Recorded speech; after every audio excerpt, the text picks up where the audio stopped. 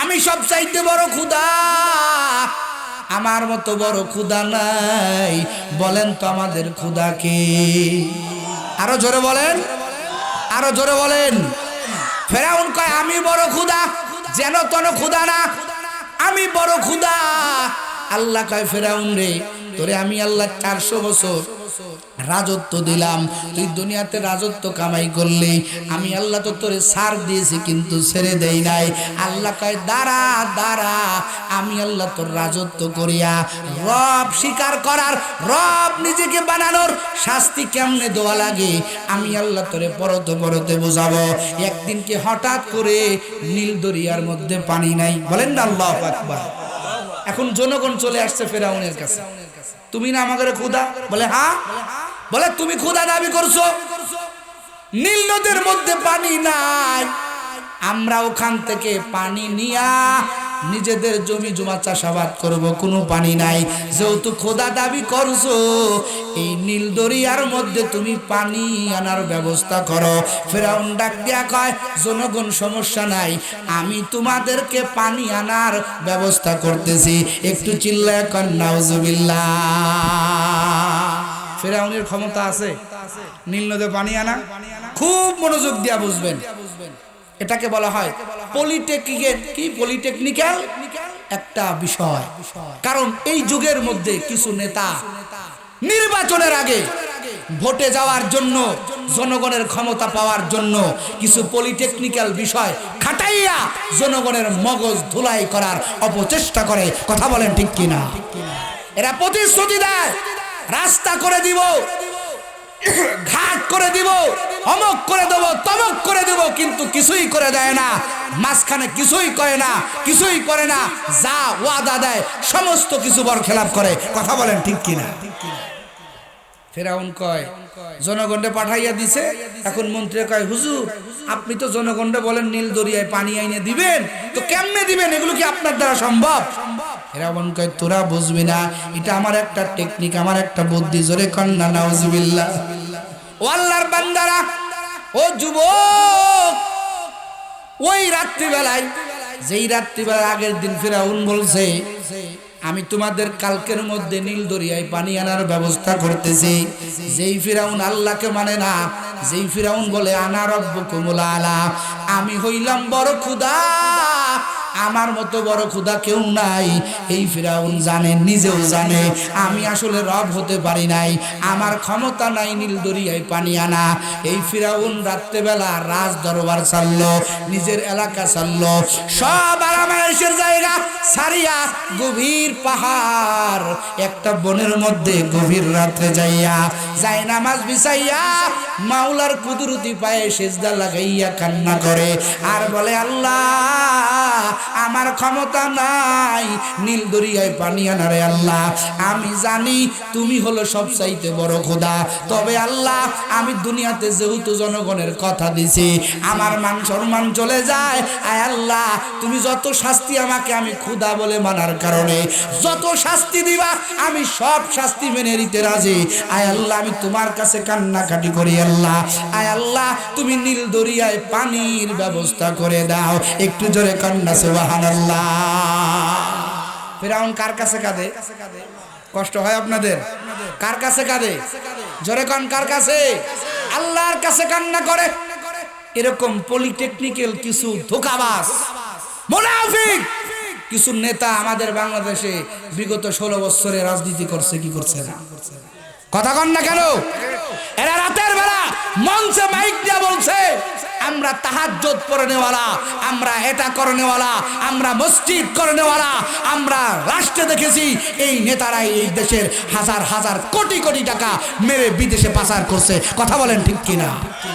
তোমাদের সব ধোঁকাবাজি, তোমরা আল্লাহর থেকেও ধোঁকাবাজি করতে চাও, তাহাজ্জুদের কথা বলে জনগণের মানুষের মনের ভিতরে জয় করতে চাও, তোমরা ঠিকই তাহাজ্জুদ পড়ছো, তবে জনগণকে শেষ করে জনগণের মাল লুণ্ঠন করে জুলুমবাজি করে। কথা বলেন ঠিক কিনা? আমরা বুঝে নিয়েছি এই দুনিয়াতে তোমরা একজনের উত্তরসূরি, সেটা হলো ফেরাউনের। কথা বলেন ঠিক কিনা? ফেরাউনও জানে আল্লাহ একজন আছে। কথা বলেন না? ফেরাউনও কাঁদে, ও আল্লাহ আপনি নীল দরিয়ায় পানির ব্যবস্থা করে দেন। ফেরাউন কিন্তু জানে যে আমার জায়গায় যাইতে হবে। এই আমি যে ওয়াদা দিছি, যদি কালকে জনগণ আইসা না দেখে, জনগণ যদি আইসা দেখে নীল দরিয়া কোনো পানি নাই, তা আমার তো রব বলে মানবে না। কথা কন না কে?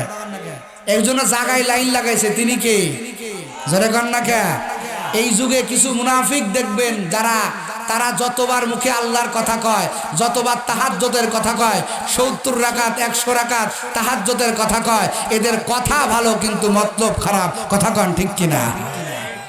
আমরা বুঝে নিয়েছি, মিলে যায়, এই কথাগুলো মিলে যায়, এই তাফসীরগুলো করলো মিলে যায় যে তোমাদের ঘটনা, তোমাদের গায়ের রক্ত আর ফিরআউনের রক্ত পার্থক্য নাই, তোমরা ওই উত্তরসূরির লোক। কথা বলেন ঠিক কিনা? ফেরাউন আল্লাহর কাছে কান্না করে। কার কাছে? জোরে কান, কার কাছে? আল্লাহর কাছে কান্না করে, ও দয়ার মালিক, আমি জানি আল্লাহ আপনি একজন রব আছেন রে আল্লাহ। ও দয়ার আল্লাহ, আপনি একজন খালেক আছেন। নীল দরিয়া আমার পানি দেওয়ার কোনো ক্ষমতা নাই, তবে আল্লাহ আপনি একটু পানি আনার ব্যবস্থা করে দেন। আপনি পারবেন পানির ব্যবস্থা করে দিতে। আল্লাহ গো, নাসারা তো আমার মানসুর মান থাকে না, নাসারা তো আমার চেয়ার ঠিক থাকে না। কথা কয় না কেন?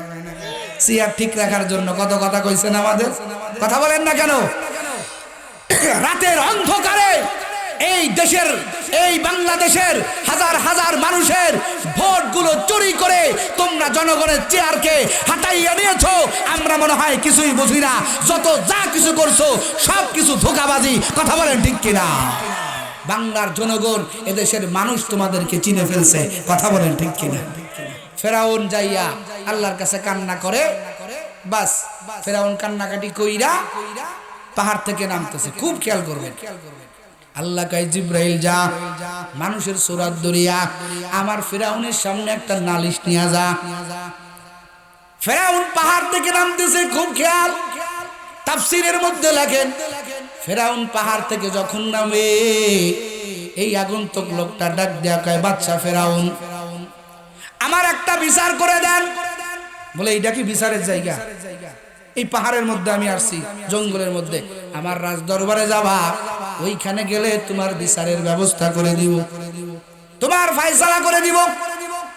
হঠাৎ করে ফিরাউন পাহাড় থেকে নীল দরিয়ার দিকে যখন তাকাইছে, তাকাইয়া দেখে শুকনা নীল দরিয়াটা আমার আল্লাহ পানি দিয়া ভরপুর করে দিছে।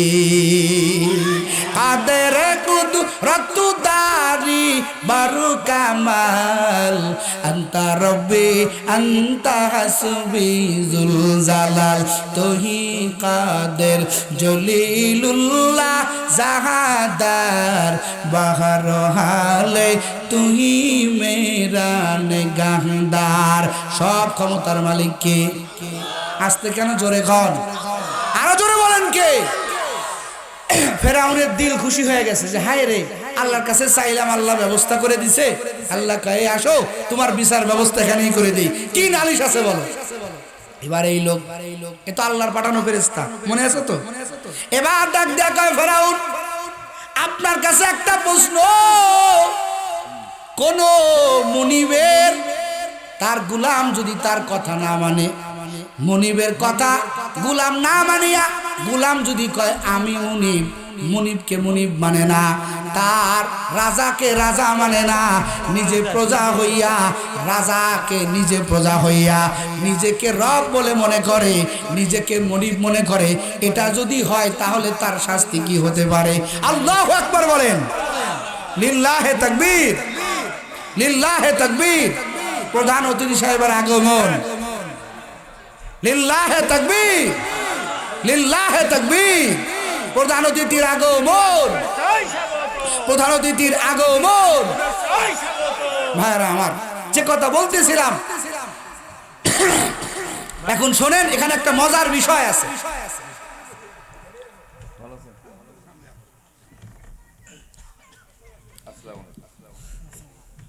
ভালো আছেন? তো এখন ফেরাউনের কাছে একটা ফায়সালা চাইছে, খুব খেয়াল করেন। কি ফায়সালা? বলতেছে কোন গোলাম যদি তার মুনিবকে মুনিব না মনে করে, নিজে মুনিব হইয়া গোলাম হইয়া মুনিব নিজে গোলাম হইয়া গোলামকে মুনিব মনে করে, তার শাস্তি কি হওয়া উচিত? ফেরাউন কয় তার শাস্তি হলো লোহিত সাগরে তাকে চুবাইয়া মারা উচিত। জোরে কন্না আল্লাহু আকবার। লোহিত সাগরে কি করা উচিত? চুবাইয়া মারানো উচিত। এখন ওই ব্যক্তি জিব্রাইল মানুষের সুরাত ধরে আইসা, জিব্রাইল বলে আপনার জবাবটা, আপনার উত্তরটা আমার কাছে বড় পছন্দ হয়েছে। এই যে খাতা কলম, এই খাতা কলমে আপনার এই বিচারটা আপনি লেখে সাইন করে দেন। কি সাইন? কি ব্যাপারে? বলে কোন গোলাম যদি তার মুনিবকে মুনিব না মানে নিজেকে মুনিব মনে করে, এই ব্যক্তির শাস্তি হলো লোহিত সাগরে চুবাইয়া চুবাইয়া মারা। এবার ফেরাউন সব দস্তখত করে দিল, সই করে দিল। ও আল্লাহর বান্দারা, এই ফেরাউন 400 বছর দুনিয়ার রাজত্ব করার পরে আমার আল্লাহ কয় তুই রব বলে মানলি, আমার সাথে তোর কোনো সম্পর্ক নাই। যেদিনকে আমার আল্লাহ ওই যে লোহিত সাগরের মধ্যে আমার আল্লাহ ফিরাউনকে চুবাইতে শুরু করে, এবার ফিরাউন ডাক দেয়া কয় ও মুসা, তোমার রবের উপরে আমি ঈমান আনলাম। এবার আজরাইল ডাক দেয়া কয়, জিব্রাইল ডাক দেয়া কয় ও ফিরাউন, আল্লাহর কথা পরে কও, তোমার বিচারটা আজকে তোমার উপরে চাপাইয়া দিলাম। ওই যে সেই ফিরাউনের লেখা, কোন মনিব যদি, কোন গোলাম যদি তার মনিবকে মনিব বলে না মানে, নিজেকে বড় মনে করে, তার কি শাস্তি হওয়া উচিত? ফিরাউন বলছিল লোহিত সাগরে চুবাইয়া মারা উচিত। মনে আছে তো আপনাদের কথা? কান্নাকা মনে আছে? লোহিত সাগরে তাকে চুবাইয়া মারা উচিত। এই যে তোমার শাস্তি, এই যে কাগজ দেখো, তুমি নিজেই বলছো কোন গোলাম যদি তার মনিবকে না মানে, তার মনিবকে যদি মনিব বলে না মানে, নিজে গোলাম হইয়া মনিব দাবি করে, তার শাস্তি তুমি নিজে বলছো লোহিত সাগরে চুবাইয়া চুবাইয়া মারা। তুমি নিজে একজনের গোলাম, তিনি কে? বলে আল্লাহ। বলে তুমি আল্লাহকে আল্লাহ বলে মানো নাই, নিজেকে আল্লাহ বলে মনে করছো, নিজেকে বড় মনে করছো, নিজেকে মনিব মনে করছো। তোমার শাস্তি তোমাকেই দেওয়া হলো। আজকে এই লোহিত সাগরে তোমাকে চুবাইয়া চুবাইয়া মারা হবে। একটু চিল্লায় কান আল্লাহু আকবার।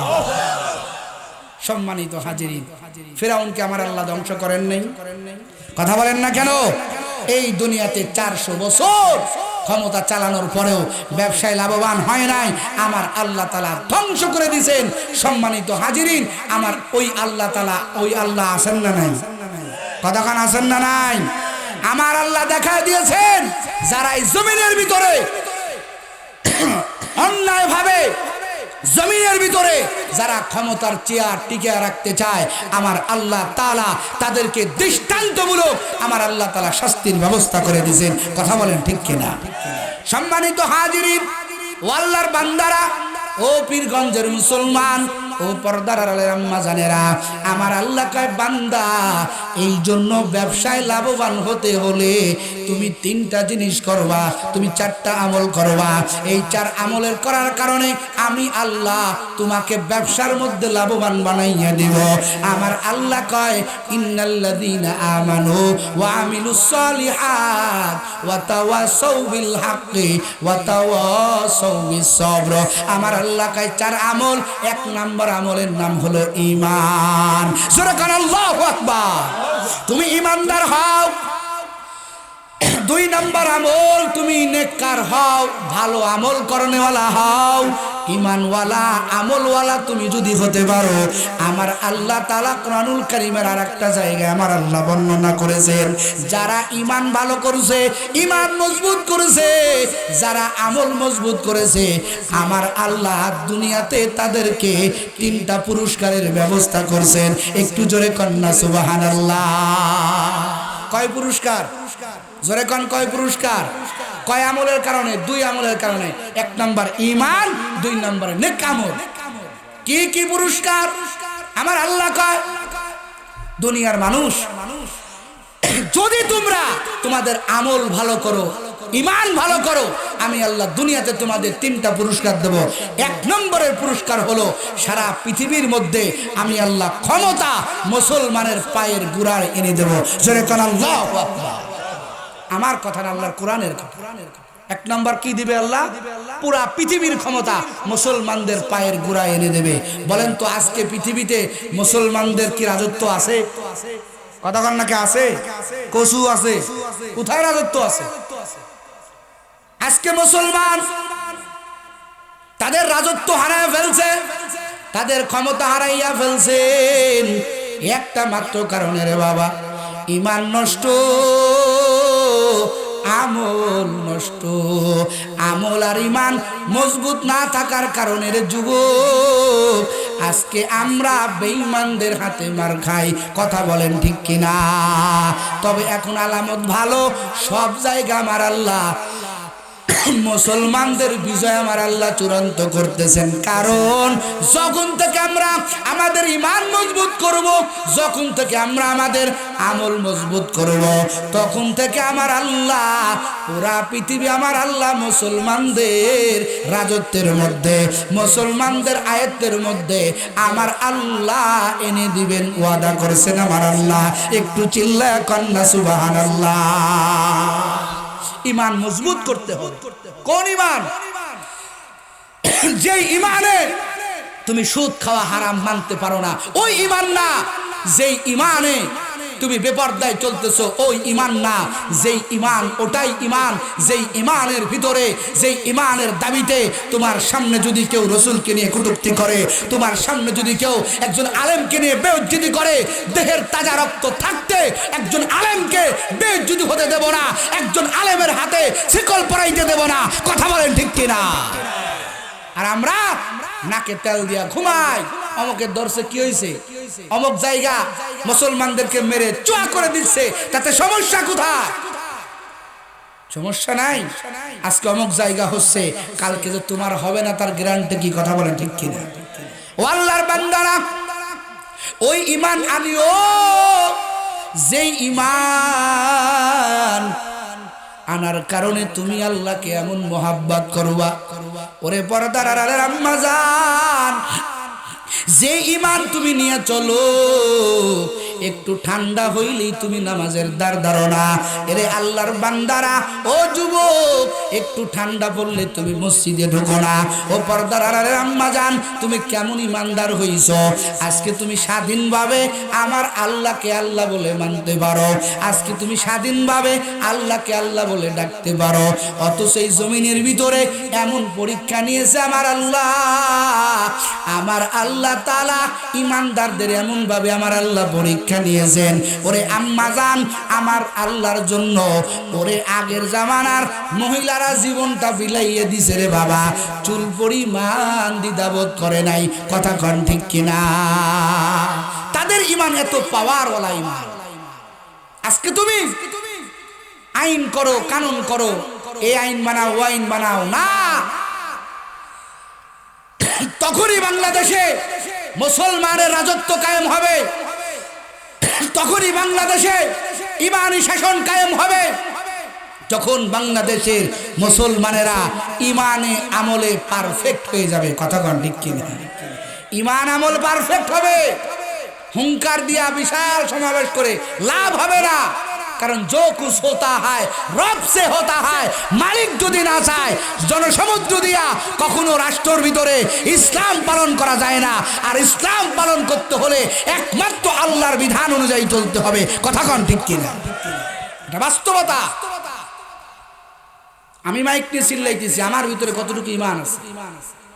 এখানে যদি একটা পুলিশ ফু দেয়, আমি দৌড় মারবো।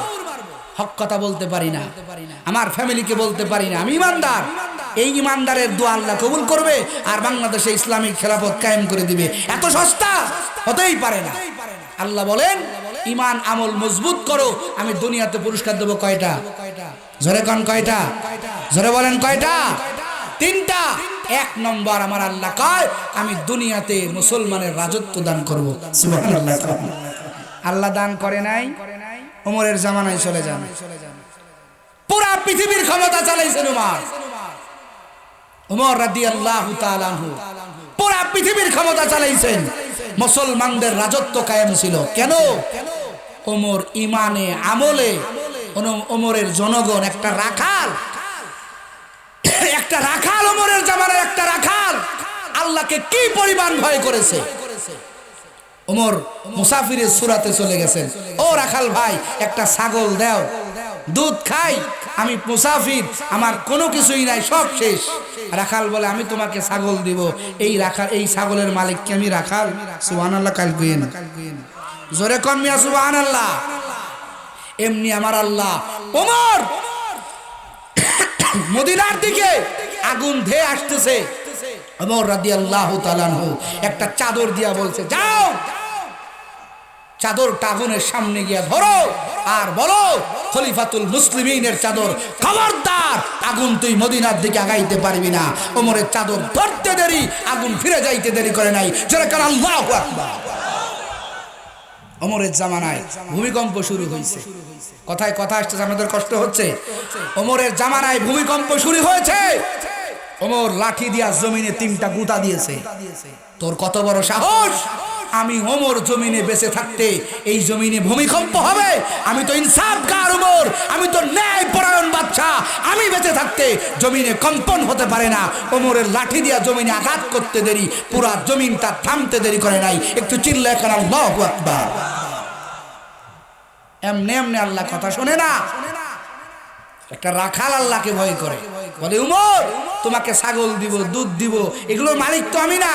বলে টাকা দিব, পয়সা দিব, তোমার রাখাল রে, তোমার মনিব রে বুঝ দিবা যে বাঘে খেয়ে ফেলছে ছাগল একটা। ওমর কয় দেখি রাখালের ভিতরে আল্লাহর ভয় কেমন আছে। রাখাল কয় ফাইনাল্লাহ। ও মুসাফির ভাই, ওমরকে তো চিনে নাই, যা আমগো জাহানের খলিফা। রাখাল ডাক দিয়া কয় ফাইনাল্লাহ। এরে মুসাফির,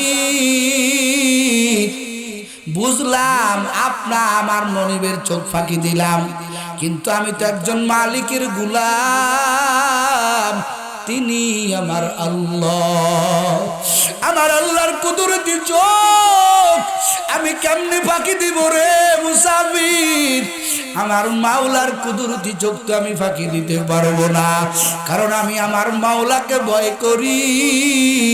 হাসরের ময়দানে আমার আল্লাহ যদি আমারে ডাক দিয়া বলে, এরে রাখাল তুই একটা ছাগলের দুধ একজনকে পান করাইলি, ওই ছাগলের মালিক তো তুই ছিলি না, তো কার থেকে অনুমতি নেয়া তুই তার দুধ পান করাইলি? রাখাল বলে আমি আল্লাহর কাছে ধরা খেয়ে যাব, আপনাকে আমি দুধ দিতে পারবো না।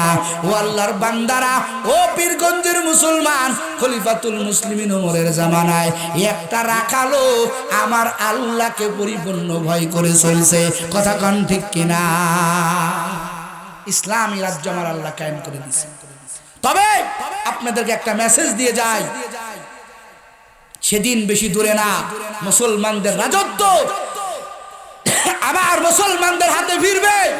তবে আমরা দেখেছি এই স্বৈরাচার মুক্ত সরকার পালানোর পরে, স্বৈরাচার যুক্ত সরকার, স্বৈরাচার সরকার এই দেশ থেকে পলায়ন করার পরে আমরা পৃথিবীর আনাচে কানাচে মুসলমানদের বিজয়ের চিহ্ন দেখতেছি। কথা বলেন ঠিক কিনা? তবে এটা ভেবে বসে থাকা যাবে না যে আমাদের ইবাদত দরকার নেই। না, ইবাদত বাড়ায় দিতে হবে, ইমানের দিক দিয়ে মজবুত হতে হবে, আমলের দিক দিয়ে মজবুত হতে হবে। যখন যেখান থেকে ওলামায়ে কেরামের ডাক আসবে, বেঈমানদের বিরুদ্ধে, নাস্তিকদের বিরুদ্ধে মাঠে লড়তে হবে, কাবরের কাবর মাথায় বেঁধে ওলামায়ে কেরামের ডাকে ঝাঁপিয়ে পথে আসতে হবে। কথা কন ঠিক কিনা? এজন্য ইমান আমলে আপনাকে বলিয়ান হতে হবে।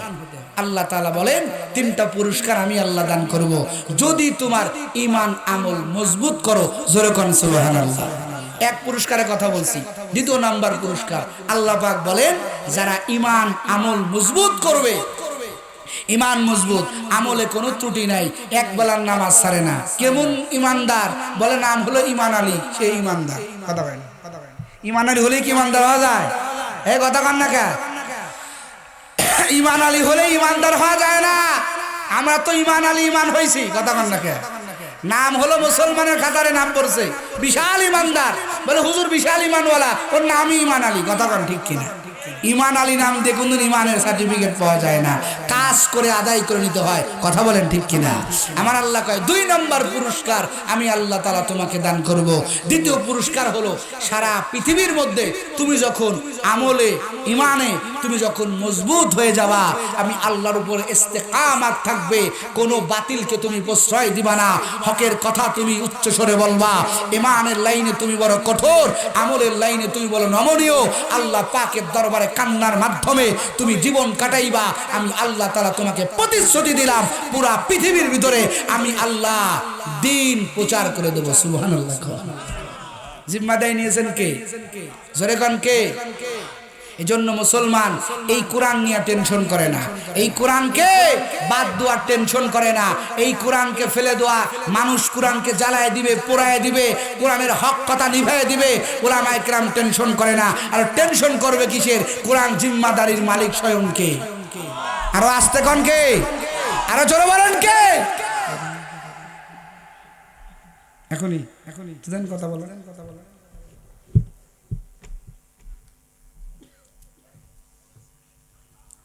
মাইকে বলে দেন।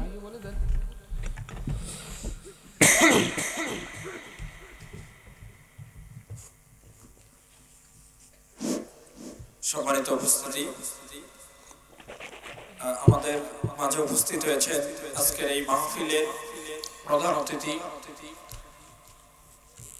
রংপুর জেলা বাংলাদেশ জাতীয়তাবাদী দল বিএনপি এর জেলা শাখার সম্মানিত আহ্বায়ক, অত্র ইউনিয়ন 5 নং মদনখালী ইউনিয়নের পরপর 2 বার নির্বাচিত সফল চেয়ারম্যান জননেতা মোহাম্মদ সাইফুল ইসলাম সাহেব, ওনার ব্যস্ততার কারণে আমরা প্রধান আলোচকের আলোচনা একটু বিরতি নিয়ে আমরা মহোদয়কে একটু সময় দিচ্ছি।